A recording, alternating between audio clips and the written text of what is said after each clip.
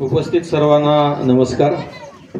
आज सुदामवाडी जिल्हा परिषदच्या शाळेमध्ये नव्याने शाळेमध्ये प्रवेश घेतलेल्या विद्यार्थ्यांचं स्वागत करण्याचा हा स्वागत उत्सव या ठिकाणी संपन्न झालेला आहे आणि या कार्यक्रमाला आता उपस्थित असलेले या गावच्या आदरणीय सरपंच, उपसरपंच, गावातील ग्रामपंचायतचे सर्व सन्माननीय सदस्य, या शाळेचे मुख्याध्यापक, शिक्षक, शिक्षिका, शिक्षकेतर कर्मचारी, MIT कॉलेजचे प्राचार्य सोनवणे सर, माझे नायब तहसीलदार, मंडळ अधिकारी, तलाठी संघटनेचे वैजापूर तालुक्याचे अध्यक्ष, गावातील सर्व सन्माननीय व्यासपीठावर बसलेले सर्व व्यक्ती, व्यासपीठासमोर बसलेले सर्व मान्यवर, पालक, विद्यार्थी, पत्रकार, उपस्थित सर्व बंधू आणि भगिनी, आज आपण सर्वजण सर्व दूरपासून या प्रथम वर्गातल्या विद्यार्थ्यांच्या स्वागतासाठी आपण या ठिकाणी जमलो। त्यांचं सर्वांचं आपण मनापासून टाळ्या वाजवून स्वागत करूया। यांनी आज पहिलीच पाऊल टाकलेलं आहे। यांचं पूर्ण आयुष्य शिक्षणमय जावो, त्यांचं जीवन यशस्वी व्हावं, त्यांना दीर्घायुष्य लाभो अशी आपण ईश्वरचरणी प्रार्थना करूया। या कार्यक्रमाच्या आयोजनासाठी जिल्हा परिषद प्राथमिक शाळा सुदामवाडीच्या सर्व मान्यवरांनी जी मेहनत घेतलेली आहे, त्या सर्व शिक्षक असतील, गावकरी असतील किंवा प्रत्यक्ष अप्रत्यक्ष मदत करणारी मान्यवर मंडळी असतील, त्या सर्वांचं मी मनापासून अभिनंदन करतो। ग्रामपंचायत असतील, ग्रामपंचायतचे अधिकारी असतील, कर्मचारी असतील, इतर विभागाचे अधिकारी कर्मचारी, ज्यांनी या उत्सवाला मदत केलेली आहे त्यांचं मी मनापासून अभिनंदन करतो, त्यांना मनापासून धन्यवाद देतो। आज संपूर्ण महाराष्ट्रभर एकाच वेळेस म्हणजे सकाळी 10 वाजता पूर्ण महाराष्ट्रातल्या सर्व शाळेमध्ये हा उत्सव चालू आहे आणि या उत्सवाला माननीय मुख्यमंत्री महोदयापासून माननीय उपमुख्यमंत्री महोदयापासून सर्व मंत्री महोदय, सर्व अधिकारी वेगवेगळ्या शाळेमध्ये आज आहेत। इतका मोठा उत्सव साजरा करण्याचं कारणच हे आहे की शिक्षणाला प्राधान्य आपण सर्वांनी दिलं पाहिजे। आणि मी आज बघत होतो, सकाळी दरवर्षीच बघतो, CO म्हणून 3 वर्ष मी काम केलं तेव्हाही पाहिलं, या उत्सवामुळं विद्यार्थ्यांमध्ये एक नवचैतन्य निर्माण झालं। नाहीतर आम्ही बघितलंय आमच्या वेळेस किंवा आम्ही नंतर बघितलंय, अर्धे मुलं मोठमोठ्यानं रडत असायचे, ते रडत असलेलं बघून त्यांची आई रडत असायची आणि तो पहिला दिवस शाळेतला म्हणजे रडण्याचाच कार्यक्रम व्हायचा। परंतु आज बघितलं एकाही मुलाच्या चेहऱ्यावर असं उदासी किंवा भीती नव्हती आणि मुलासोबत आईवडिलांना सुद्धा उत्साह या उत्सवाचा होता। आणि या निमित्तानं शिक्षण हे वाघिणीचं दूध आहे म्हणून चालत नाही, तर त्या शिक्षणाला तेवढंच प्राधान्य आपण दिलं पाहिजे आणि त्याच्यासाठी हा उत्सव होता। या उत्सवानिमित्त मी आपणा सर्वांना मनापासून शुभेच्छा देतो, आपलं मनापासून अभिनंदन करतो। या शाळेचं गुणगान मी अगोदर पण ऐकलेलं होतं, इथं पण त्या दीदीनं इतकं चांगलं भाषण केलं आणि आपण जे उपक्रम राबवता ते सगळे मी इथं पाहिलेलं आहे। आणि या उपक्रमाच्या माध्यमातून एक चांगले विद्यार्थी घडवण्याचं आणि त्या विद्यार्थ्यांचं आयुष्य घडवण्याचं जे पुण्याचं काम आपण सर्वजण या ठिकाणी करतात, त्याबद्दल तुम्हाला सर्वांना माझा सलाम आहे। कारण कुणीतरी सांगितलं बोलताना की सोनवणेच बोलले वाटतं, नोकरी म्हणून करत नाहीत शिक्षक। आणि मी माझ्या अनेक कार्यक्रमामध्ये, अनेक व्याख्यानामध्ये, अनेक उपक्रमामध्ये सांगत असतो की शिक्षकी पेशा हा नोकरी नाहीच आहे। इतर कर्मचाऱ्यांनी किंवा इतर कोणी थोडा बहुत हायगाई केली, थोडा विलंब केला तर चालू शकतं। इतर जे करतात ते नोकरी करतात, पण शिक्षक जे करतात हे व्रत करतात, ही सेवा करतात आणि विद्यार्थ्यांचं आयुष्य घडवण्याचं आणि त्याच्या माध्यमातून देश घडवण्याचं काम शिक्षक करत असतात। आणि त्याच्यामुळेच आपल्या वेदा काळापासून, परंपरेपासून आपल्याला गुरुला फार वरचं स्थान दिलेलं आहे। आपण प्रत्येक ठिकाणी गुरुर् ब्रह्मा गुरुर् विष्णूचा श्लोक लावतो, आपली प्रत्येक पूजा या श्लोकाच्या व्यतिरिक्त सुरू होत नाही। गुरुपौर्णिमेला आपण आपल्या सर्व गुरुजनांचा आदर करतो, आठवण करतो, त्यांच्या दर्शनासाठी आपण आवर्जून जात असतो आणि ज्यांच्या ज्यांच्या जीवनात गुरुनं आशीर्वाद दिलेला आहे त्यांचं जीवन सार्थक झालेलं आहे. म्हणून या गुरुच्या कामकाजाला इतरांच्या कर्मचाऱ्याची तुलना होऊ शकत नाही. कारण अनेक संतांनी, अनेक धर्मातल्या संतांनी त्यांच्या संप्रदायामध्ये गुरुचं वर्णन केलेलं आहे. संत ज्ञानेश्वरांनी ज्ञानेश्वरी लिहिताना सुरुवातीच्या ओव्या ह्या गुरुला वंदन करूनच लिहिलेल्या आहेत. संत कबीराने गुरुवर कितीतरी दोहे लिहिलेले आहेत. तुकारामाने गाथेमध्ये गुरूंचं वर्णन कितीतरी अभंगामध्ये केलेलं आहे. आणि खूप जणांना असं वाटतं की सगळेच लोक म्हणतात गुरु फार मोठा आहे, गुरु फार मोठा आहे. काही जणांना वाटतं देव मोठा आहे. काही जणांना प्रश्न पडतो गुरु मोठा का देव मोठा. ते वीरशैव संप्रदायामध्ये तर संतांनी अभंग दिलेला आहे, गुरु थोर म्हणावा की देव थोर म्हणावा. सगळ्याला प्रश्न पडला, त्याचं उत्तर संतांनी दिलेलं आहे. गुरु थोर म्हणावा की देव थोर म्हणावा, आधी नमस्कार कोणाशी करावा, मला भासतो सद्गुरु थोर वाटे, तयाच्या प्रसादे शिवसांब भेटे. गुरुच मोठा आहे, कारण गुरुचा जर आशीर्वाद आपल्याला भेटला तर आपल्याला शिवसांब भेटायला काहीच अडचण जाणार नाही. शिवसांब भेटणे वगैरे आपण सोडून देऊ, परंतु आपलं आयुष्य मात्र नक्कीच सत्कर्मी लागणार आहे जर त्या गुरुचा आशीर्वाद लाभला. परंतु दुर्दैवानं असे शिक्षक आणि अशा शाळा फार कमी झालेल्या आहेत. शिक्षकी पेशाला नोकरी समजणाऱ्याची संख्या जास्त झालेली आहे. आणि म्हणून जाणीवपूर्वक मला वर्ष झाला, वर्षभरामध्ये खूप शिक्षण विभागाकडे आणि आरोग्य विभागाकडे मला लक्ष द्यावं लागलं. सीओ म्हणून काम करताना सुद्धा शिक्षण विभाग आणि आरोग्य विभागावरच माझी सर्व टर्म्स तिथे खर्च केलेली आहे. कारण माझा असा विश्वास आहे की शिक्षण विभाग आणि आरोग्य विभाग जर सुधारला तर गावामध्ये नंदनवन व्हायला काही वेळ लागत नाही. हे दोनच गोष्टी महत्वाच्या आहेत. आणि म्हणून आता तुम्हाला जे स्वच्छ शाळेचे पुरस्कार मिळतात त्याची सुरुवात मी केली होती. आपल्यापैकी किती जणांना माहित आहे माहित नाही. सोलापूर जिल्हा परिषद मध्ये स्वच्छ शाळा सुंदर शाळा हा उपक्रम मी तयार केला. मला आठवतंय मी रात्री 1 वाजता त्याचा ड्राफ्ट लिहिला होता. आणि शिक्षक संघटनेच्या शालेय समितीच्या बैठका 450 गावामध्ये मी स्वतः जाऊन बैठका घेतल्या होत्या आणि लोकवर्गणी जमा केली होती. 17 कोटी रुपये जमा करून 2600 शाळा स्वच्छ आणि सुंदर केल्या होत्या. वेळ लागल्यासारखं मी ते काम केलं आणि शाळा इतक्या स्वच्छ सुंदर झाल्या. आजही कर्नाटक आणि आंध्रातले शिक्षक शाळा बघायला येतात सोलापूर जिल्ह्यात. म्हणून त्या उपक्रमाचं माझं केलेल्या कामाचं सादरीकरण जेव्हा शिक्षण मंत्री केसरकर साहेबाकडे झालं, त्याच्यानंतर ज्या माझ्या उपक्रमामध्ये ज्या मुख्याध्यापकांनी खूप चांगलं काम केलंय त्यांचा सत्कार मी अजितदादा पवार उपमुख्यमंत्री महोदयाच्या हस्ते ठेवला होता. आणि तेव्हा त्यांच्या समोर सादरीकरण झाल्यावर उपमुख्यमंत्री महोदयांनी शब्द दिला होता की मी ही पूर्ण राज्यभर लागू करू. आणि शासनाने लागू केला आणि आज राज्यभर हा उपक्रम चालू आहे. फक्त फरक एवढा आहे की आज तुम्हाला पुरस्कार मिळतात, त्यावेळेस आम्हाला आमच्या खिशातले पैसे खर्च करून तो उपक्रम राबवावा लागला होता. आणि त्या माध्यमातून गोरगरिबाच्या मुलांनी चांगल्या शाळेत शिकू नये का श्रीमंताच्याच मुलांना कॉन्व्हेंट स्कूलमध्ये शिकायचं ना आपल्या गोरगरिबाच्या मुलांनी चांगल्या शाळेमध्ये राहू नये का, हा विचार करून मी ते वेड्यासारखं काम केलं होतं. आणि त्याचं फळ मला इतकं मोठं मिळालं की तो उपक्रम राज्यभर लागू झाला आणि राज्यातल्या खेड्यापाड्यामध्ये ह्या स्पर्धेच्या माध्यमातून शाळा अतिशय स्वच्छ सुंदर होत आहे.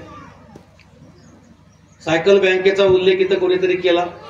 सायकल नसल्यामुळे मुली घरी बसल्या होत्या. आपण बेटी बचाव बेटी पढावचे इतकी भाषणं करतो, पण नुसते भाषणं करून किंवा भिंतीवर लिहून काही होत नाही. कुठल्याही योजनेमध्ये सायकलीला पैसे द्यायला पैसे नव्हते. मी त्यावेळेस सुद्धा लोकांकडे हात पसरले. Rotary club, Lions club, association, मला ऑफिसचा टाइम जो उरलेला टाइम मिळायचा किंवा फावला वेळामध्ये मी त्यांच्याकडे जाऊन बसायचो. अगोदर सर्वे करून घेतला होता. जवळजवळ 6000 मुली घरी बसल्या होत्या जिल्ह्यातल्या. पहिल्या टप्प्यात एका शाळेमध्ये आम्ही 50 मुलीसाठी सायकली जमा केल्या होत्या. पण नंतर मला वाटलं की इथं किती मुली आहेत काय की म्हणून मी सर्वे केला तर 6000 मुली घरी बसल्या होत्या. रोजंदारीवर काम करणारे, भाजी विकणारे, किराणा दुकानात काम करणारे 6-7 हजार रुपये देऊन कुठून सायकल खरेदी करणार.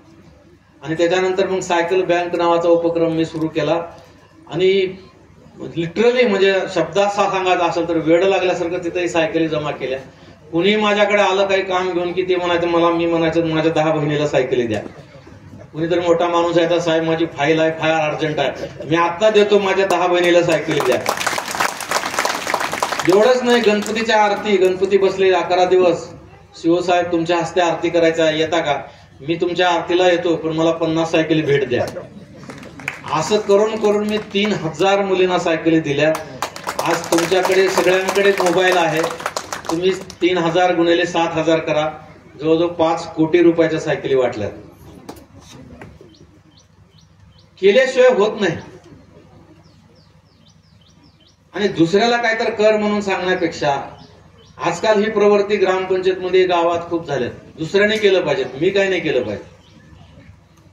प्रत्येक जण जाब विचारायला तयार आहे, तू काय केला, तू काय केला. परंतु आपल्याला हे माहित नाही की जेव्हा आपण एक बोट दुसऱ्याकडे दाखवतो तेव्हा 4 बोटं आपल्याकडे असतात. म्हणून माझी आपणा सर्वांना या निमित्तानं आव्हान आहे की आपण सर्वांनी, गावकरी तुम्ही खूप मदत करताय म्हणून सांगितलं वारंवार, गावकऱ्यांनी मदत केली पाहिजे. आपले मुलं शिकतायत, कुठे जिल्हा परिषद शासनाकडे डोळे लावून बसतात. आपले मुलं इथं घडणार आहेत, आपले मुलं इथं शिकणार आहेत. तर आपल्या कमाईतला काही पैसा जर आपण शाळेला दिला तर तो वाया जात नाही. आणि या छोट्या छोट्या गोष्टीतून हे विद्यार्थी घडत असतात. हे आपण दशसूत्री जे मी सुरू केली, प्रत्येक तालुक्यात जाऊन इथं मुख्याध्यापक असतील काही, प्रत्येक तालुक्यात जाऊन मुख्याध्यापकाच्या कार्यशाळेमध्ये मी 3-3 तास बोललोय. साक्षीदार आहेत इथं. 3 तासापेक्षा 1 मिनिट सुद्धा कमी नाही. 3 तास एक मुख्याध्यापक जागचा उठला नाही, एकाचा मोबाईल वाजला नाही. इतकं सिरियसली 10 सूत्र ह्या मुलांच्या आयुष्याच्या जडणघडण्यासाठी. आज आपण या टीव्हीच्या माध्यमातून संस्कार विसरून गेलो, संस्कृती विसरून गेलो, आपण विसरून गेलो. त्याच्यामुळे आपले मुलं विसरून चाललेत. महाविद्यालयामध्ये मुलीची छेड नाही, आता शाळेमध्ये मुलींची छेड व्हायला लागली. शाळा महाविद्यालयातले मुलं सरळ तंबाखू दारू प्यायला लागलेत. घरी गेलं तर कुणी कोणाला विचारायला तयार नाहीत. पूर्वी आपल्याला आठवतंय, आपल्याकडे गरीब आलं की आपण किती गरीब असलं तर आल्याबरोबर हातपाय धुवायला पाणी द्यायचं, गुळ साखर द्यायचं, फाटकी सतरंजी फाटकी चटई असायची, पण त्याच्यावर बसून 4 गोष्टी प्रेमाच्या बोलायचो. आज तुम्ही कुणाच्याही घरी जा, तुम्हाला हा अनुभव मिळणार नाही. सगळे घरचे पोरं पोरी सगळे मोबाईल टॅब मध्ये बसलेले असतात.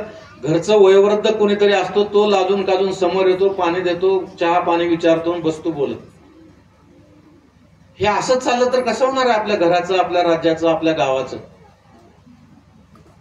ह्या सवयी आता आपल्याला लावायला पाहिजेत. म्हणून आम्ही शाळेमध्ये आता घरात सुद्धा आता ह्या टप्प्यामध्ये मी पालकांची कार्यशाळा घेणार आहे आणि त्यांना ह्या गोष्टी सांगणार आहे की ह्याच्याकडे लक्ष द्या. खाण्यापिण्याच्या सवयी बिघडून गेलेत. अनेक मुलाचे डायजेस्टिव्ह सिस्टीम म्हणजे पोट खराब झालेले आहेत. 19-20 वर्षाच्या मुलाला हार्ट अटॅक यायला लागलेत. आपण आपल्या मुलाचे लाड म्हणून ते आधुनिक पदार्थ खाऊ घालायला लागलोय. बंद बाटलीतले चटणी भाकरी ठेच्यासारखं अन्न कुठलंच नाही चांगलं, परंतु ते खाणारे कमी वाटा लागले, तर कमीपणाचे वाटा लागले. आणि आपण जे आता शहर, तुमचं शहरापासून दूर आहे, नशीब आहे तुमच्या गावाला त्या आणखी व्यसन लागलं नसेल. परंतु शहरात आणि शहराच्या आजूबाजूला लोकांना, विद्यार्थ्यांना इतकं वाईट व्यसन लागलंय. स्टँडर्ड पदार्थ जाहिरातीमध्ये इतक्या चांगल्या पद्धतीने दाखवतात, तुम्ही आम्ही भुरळ पडतो. जाहिरात आली रे आली की आपल्याला ते पदार्थ आपल्या घरी पाहिजे असतात. पण जाहिराती किती खऱ्या आणि किती खोट्या ह्याचा आपण विचार करत नाही. वृद्धाश्रमातली वृद्धाची संख्या वाढायला लागली. सोलापूरला जेव्हा हे आम्ही दशसूत्री उपक्रम राबवला, तुम्हाला सांगतो 25 कुटुंब जे विभक्त झाले होते ते एकत्र आले या दशसूत्रीमुळं. आणि त्याचे पेपरला स्टोरी आल्या, मला कोणी येऊन सांगणार नाही. आम्ही एकच दंडक घातला होता विद्यार्थ्यांना, संस्कारक्षम विद्यार्थी घडवण्यामध्ये, की घरून निघताना आई वडील आजी आजोबाच्या पाया पडून मुलांनी निघायचं. शाळेत आल्यावर प्रार्थना झाल्यावर शिक्षकांच्या पाया पडायचं, मग बेंचवर बसायचं. ह्या एका उपक्रमामुळं जे आजी आजोबा बाजूला राहत होते आणि आई वडील बाजूला राहत होते, त्या मुलांनी आग्रह केला, मागे लागले, आई वडिलांनी मारले, गावात चर्चा झाली आणि शेवटी त्या आई वडिलांनी आजी आजोबांना घरी आणले.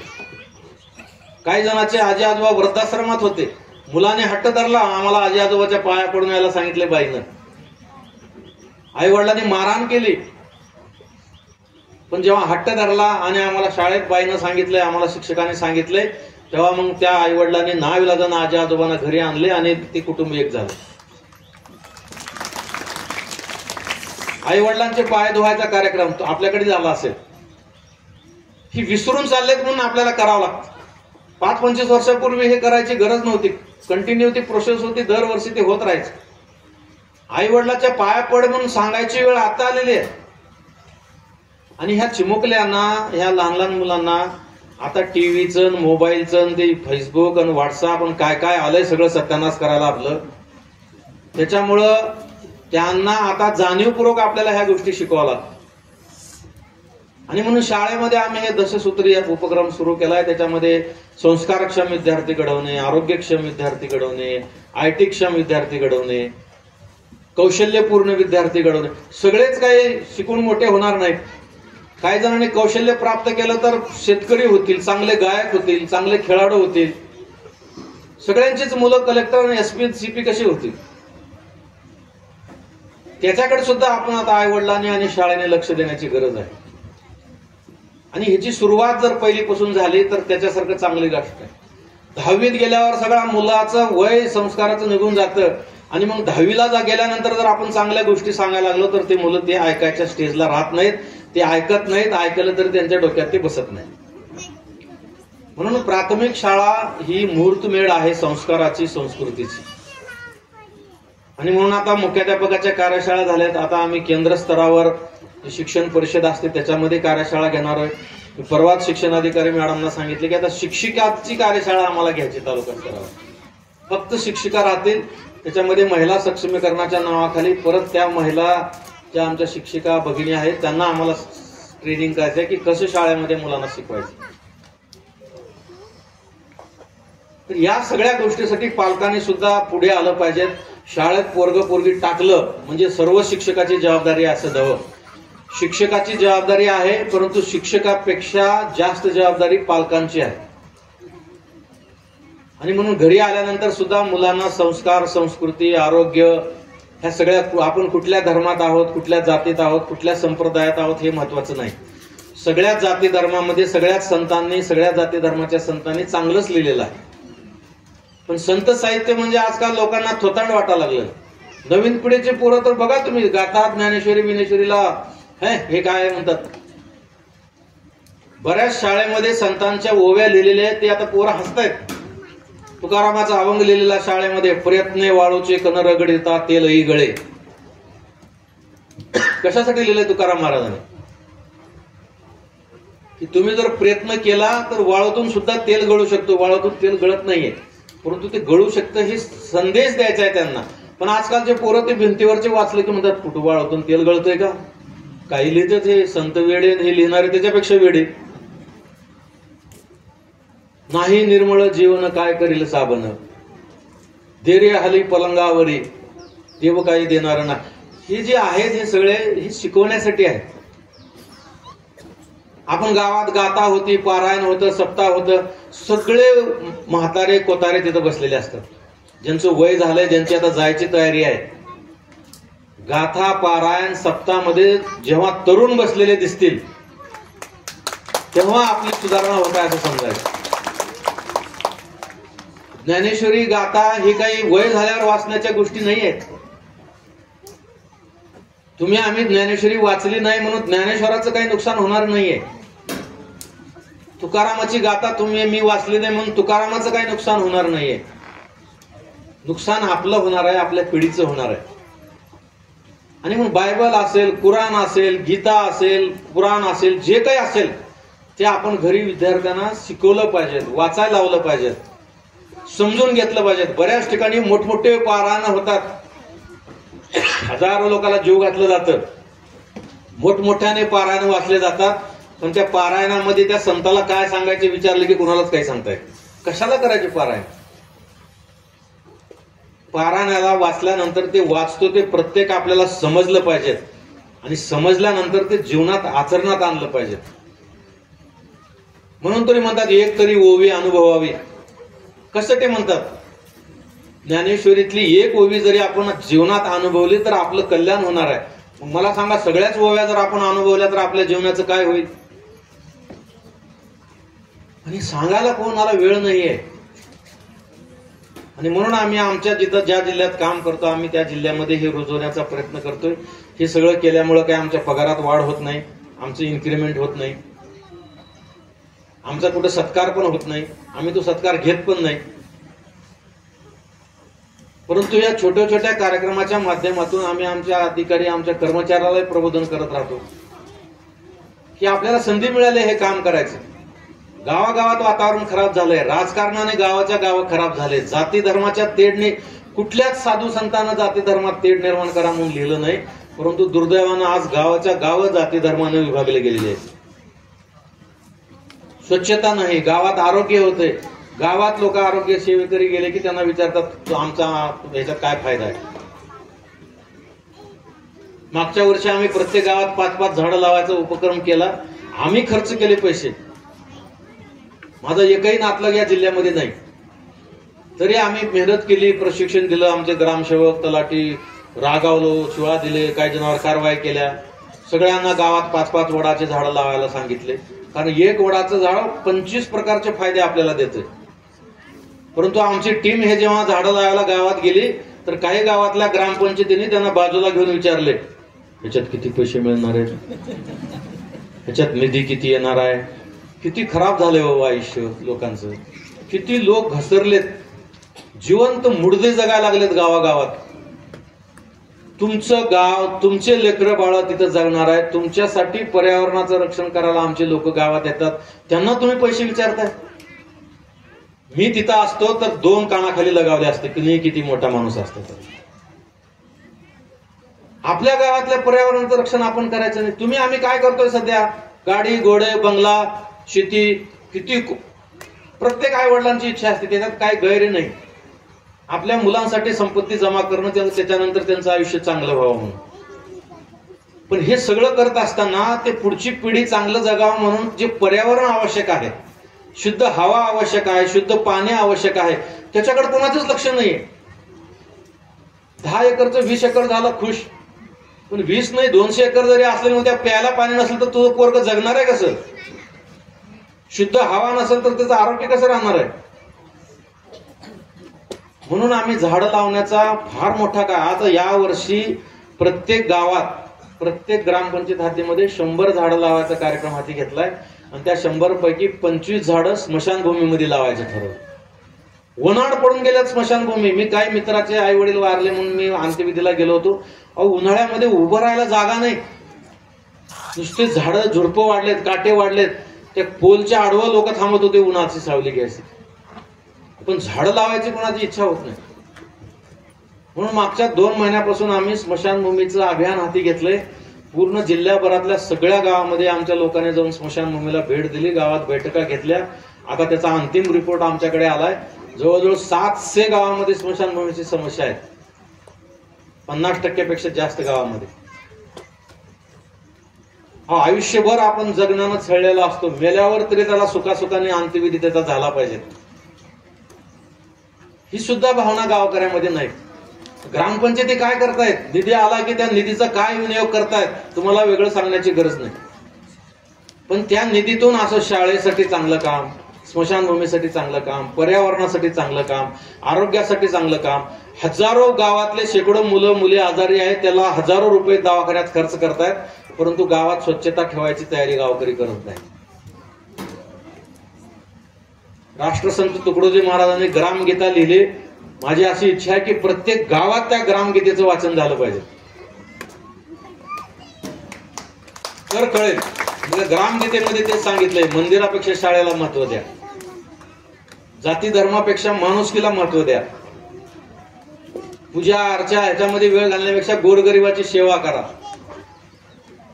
तुकडोजी महाराजांच्या ह्याच्यामध्ये प्रार्थनेमध्ये कुठलाही देव फोटो लावलेला राहत नाही. हे सगळं तुमच्या माध्यमातून झालं पाहिजे, याच्यासाठी तुम्ही सर्वांनी प्रयत्न करावा. आज या विद्यार्थ्यांनी प्रथम वर्गात प्रवेश घेतला. या शाळेमध्ये खूप चांगले उपक्रम होतात, आणखी चांगले उपक्रम करावेत.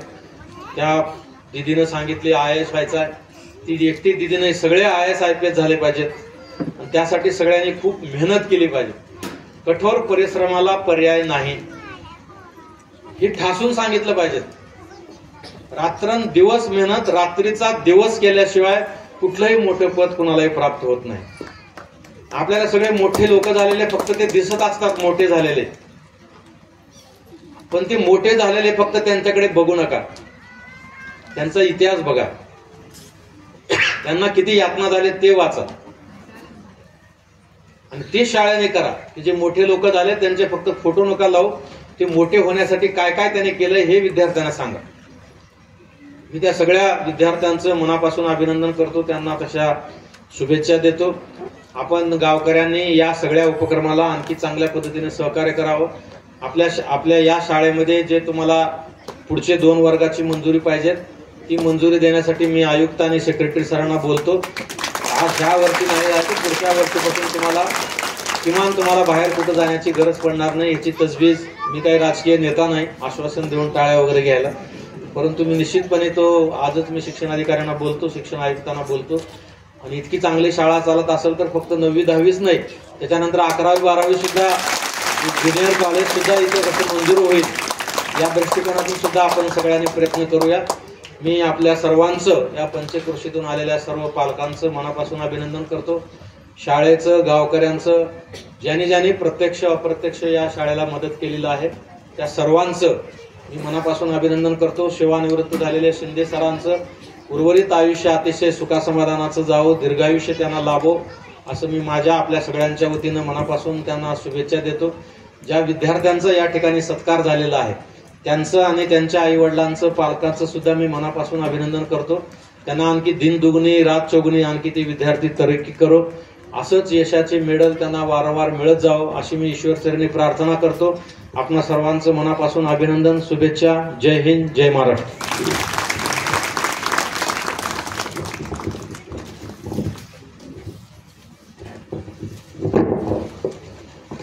खूप खूप धन्यवाद साहेब. निश्चितच लासूर या ठिकाणी आम्ही जी कार्यशाळा सरांची ऐकली होती